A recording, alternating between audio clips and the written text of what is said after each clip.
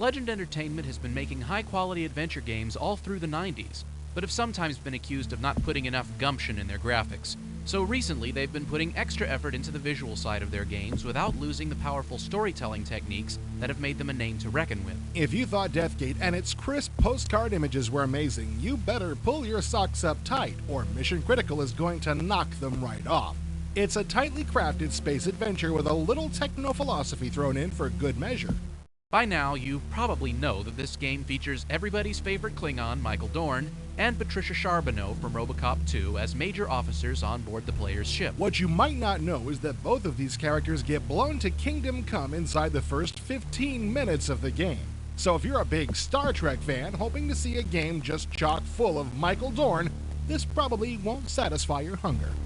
The idea is that you belong to an alliance of rebels fighting the big bad UN in a major war. That's right, everyone's favorite world peace organization has become corrupt over the years and has basically turned into the Empire. You're on board a warship, the USS Lexington, protecting a science vessel called the Jericho, on a secret mission to explore a planet that shows some signs of intelligent life. The only people on board who know any of the details about the mission are our celebrity heroes. And as mentioned before, they're going to be burnt toast in a few minutes, so you won't be able to get much help from them. When you wake up, you're the only person left alive on board the ship.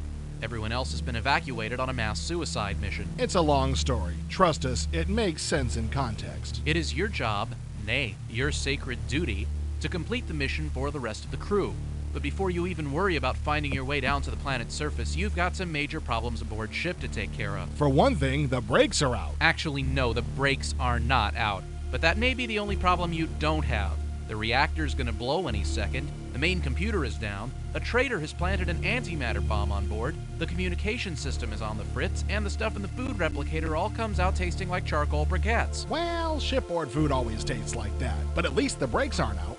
When you finally solve all these problems, you have to deal with the enemy reinforcements that are soon to breathe down your neck. And forget about Picard-style negotiations. We're talking combat here, baby. That's right. Mission Critical includes a space combat section, but this isn't a Twitch-o-matic shooter. It's tactical warfare, and you control the speed.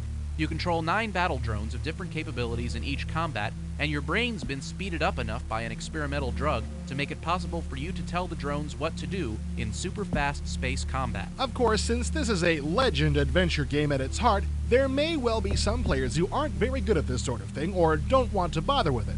In that case, bring the difficulty setting all the way down and the computer will handle the combat for you. Not that we'd ever do anything like that. Now obviously the pictures here look really cool, and it's nice to have some motion in a Legend game, but the camera's moved awfully slow on my P60 with 8 megs of RAM. This must take some pretty serious cyber power to work up to snuff. What does the box say the specs are? A 486 with 4 megs. That's pretty good. No, really, what do the specs say? I wish I were kidding. While it might be technically possible to play this game on a 486, I pity the fool that tries. Mission Critical is a really engaging game.